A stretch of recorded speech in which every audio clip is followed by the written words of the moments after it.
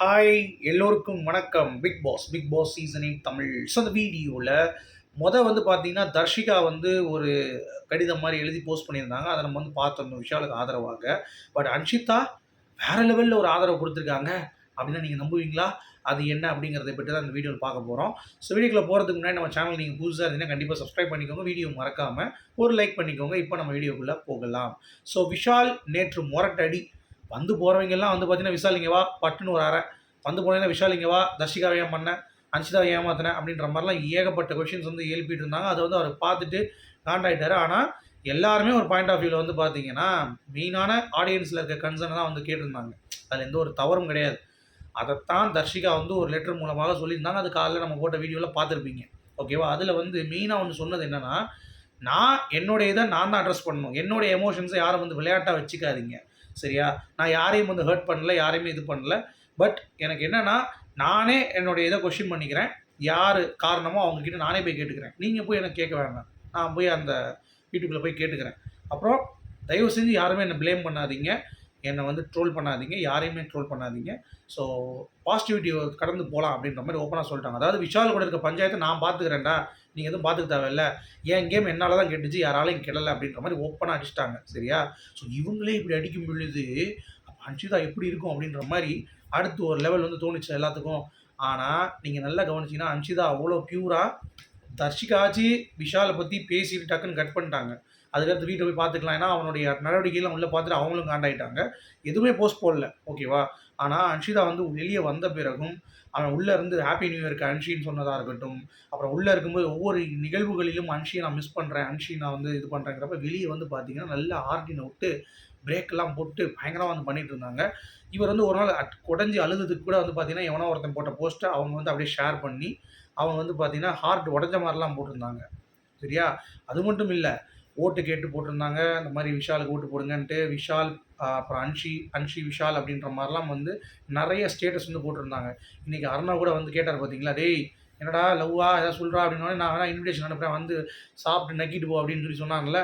So அந்த மாதிரிலாம் வந்து பார்த்தீங்கன்னா போயிடுச்சு. ஸோ அன்ஷிதா வந்து பார்த்தீங்கன்னா, இப்போ விஷாலுக்கு இவங்க வந்து ஆதரவாக சொல்லலை. நான் போய் உள்ளே போய் பார்த்துக்கிறேன் பிரச்சனைன்ட்டாங்க. ஆனால் அன்ஷி வந்து விஷாலுக்கு ஆதரவாக தான் இருக்காங்க. விஷால் வந்து லாஸ்ட்டாக நேற்று நைட் வந்து பார்த்தீங்கன்னா, அருண் கிட்ட பேசும்பொழுது ஒரு விஷயம் சொல்லியிருப்பார்.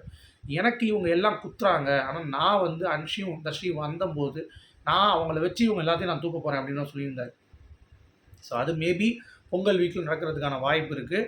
ஸோ தர்ஷிகா கூட எப்படி சப்போர்ட் என்ன ஸ்டாண்ட் எடுக்க போகிறாங்க அப்படிங்கிறது தெரியல. அவங்க வந்து பார்த்தா தான் தெரியும். ஆனால் அன்ஷிதா வந்து பார்த்தீங்கன்னா, ஃபுல் அண்ட் ஃபுல் அவங்களுக்கு வந்து எந்த ஒரு கோவமும் இல்லை. மேபி அன்ஷிதாவுக்கும் தர்ஷிகாவுக்கும் தான் ஒரு ஆங்கிரியாக ஒரு சண்டை வரும் அப்படிங்கிற மாதிரி பார்க்க முடியுது. ஸோ வேறு லெவலுங்க.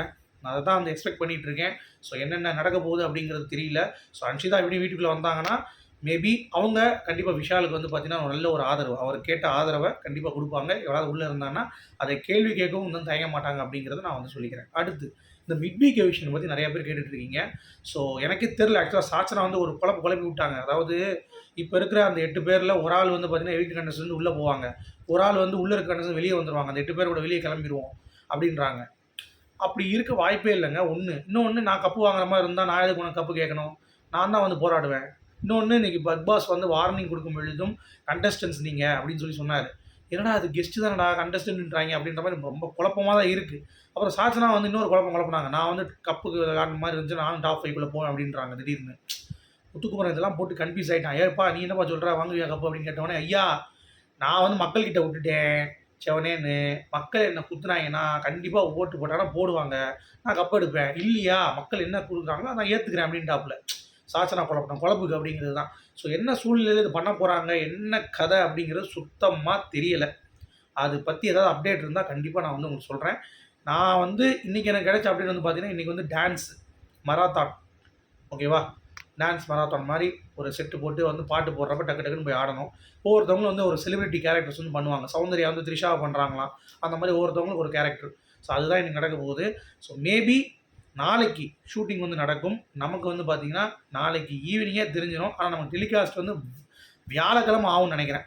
ஓகேவா? பெட்டியை பற்றி எந்த தகவலும் கிடையாது. பணப்பெட்டி ஒருவேளை இருக்கா இல்லையானே தெரியல. ரொம்ப குதர்க்கமான சீசனாக இருக்குது சீசன் 8. உங்களுடைய கருத்துக்கள் சொல்லுங்கள். மீண்டும் சந்திப்போம். Good bye.